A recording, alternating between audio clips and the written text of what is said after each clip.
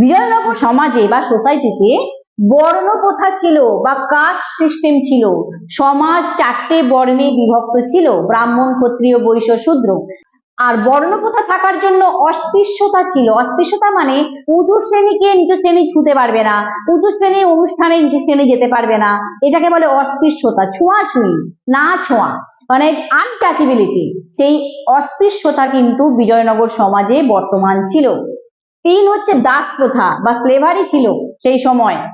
সতীদাহ প্রথাও কিন্তু ছিল সে সময়, সতীশ প্রথা কিন্তু ছিল সেই সময়, রিচুয়াল, ওই রিচুয়ালটাও ছিল। তোমরা সতীদাহ প্রথা জানো যে স্বামীর মৃত্যুর পর একই চিতাতে স্ত্রীকে তো দাহ করা হয় বা আগুনে পুড়িয়ে দেওয়া হয়, এটাকেই সতীদাহ প্রথা বলে। এটা কিন্তু বিজয়নগরের সমাজেও কিন্তু সেই সময় বর্তমান ছিল। দেবদাসীদের প্রাধান্য ছিল। দেবদাসী বলতে বোঝাচ্ছে টেম্পল সার্ভেন্ট, মানে যারা মন্দিরের কাজকর্মে যুক্ত থাকতো, যে সমস্ত মহিলা বা লেডিরা সমাজে, তাদের কিন্তু স্থান খুব বেশি ছিল।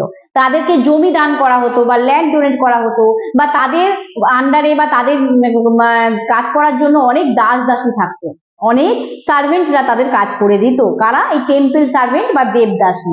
এদের কিন্তু সমাজে যথেষ্ট ইম্পর্টেন্স ছিল বা প্রাধান্য ছিল। আর কি ছিল? বিধবাদের অবস্থা কিন্তু সমাজে খুব করুণ ছিল। উইডো যারা ছিল তাদের কিন্তু সিচুয়েশন খারাপ ছিল, কিন্তু এই বিধবারা যদি দ্বিতীয়বার বিয়ে করতে চাইতো, সেই অনুমতি কিন্তু রাষ্ট্র দিত। মানে সেন্ট্রাল দিক থেকে কিন্তু এনকারেজ করা হতো বিধবাদের বিবাহ করার জন্য, রিম্যারেজ করার জন্য। এটা কিন্তু সমাজে একটা ভালো দিক ছিল। বিজয়নগর সাম্রাজ্য সেই সময় খুবই একটা ধনী রাজ্য ছিল। মানে বিশ্বের সমস্ত ধনী রাজ্যগুলোর মধ্যে বিজয়নগর রাজ্য ছিল অন্যতম। মানে এক ওয়েলদি স্টেট যেগুলো ওয়ার্ল্ডের মধ্যে ছিল, তার মধ্যে ওয়ান অফ দ্য বেস্ট ছিল বিজয়নগর এম্পায়ার।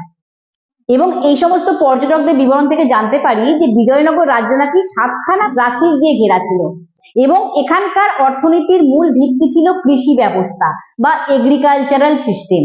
এবং এই কৃষি ব্যবস্থাকে উন্নত করার জন্য জলসেচ বন্দোবস্ত খুব ভালো ছিল, মানে ইরিগেশন সিস্টেম ছিল খুব ভালো ছিল, ওদের সিস্টেম কোনো খারাপ ছিল না, উন্নত ছিল।